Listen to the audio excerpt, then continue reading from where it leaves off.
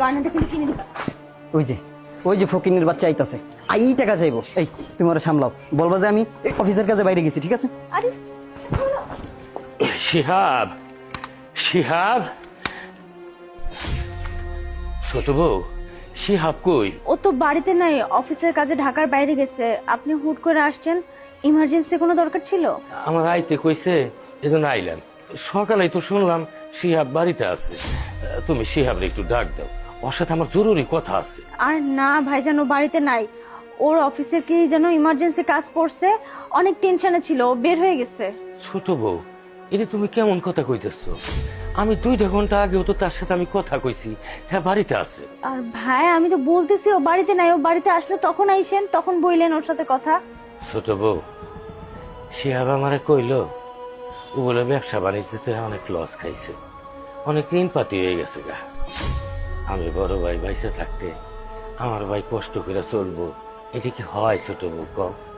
স্যারে আমি কুলে পিঠে করে মানুষ করছি, আর যে ভাইরে আমি এত কষ্ট করে লেখাপড়া শিখাইছি, আর সেই ভাই কষ্ট পাইব বড় ভাই শুনে কি ঠিক থাকতে পারে কম?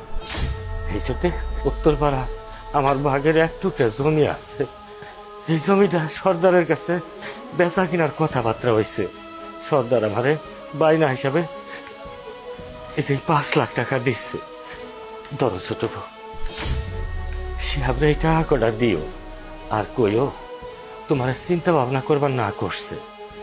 ওর যদি আরো টাকা লাগে, প্রয়োজনে আমার কিডনি আছে, কিডনি বেচে আমি ওরে টাকা দিব। তবু আমার ভাইয়ের কষ্ট আমি দেখতে পারব না। ভালো থাইকো। ভাইজান দাঁড়া, কই যাইতেছো? আমি একজন পাপী, আমি তোমার ভাই হওয়ার যোগ্যই না। সকালবেলা আমি তোমার ফোন দিয়ে মিথ্যা কথা কইলাম, আর তুমি আমার ওই মিথ্যা কথার উপরে বিশ্বাস করে আমার জন্য 5 লক্ষ টাকা নিয়েছো আমার মুখে হাসি ফোটানোর লেগা। আর আমি সবসময় মনে করতাম তুমি আমার বাড়িতে আসো, আমার কাছে ফোন দাও তোমার টাকার প্রয়োজনে। আমি একটাবারও তোমার বোঝার চেষ্টা করিনি।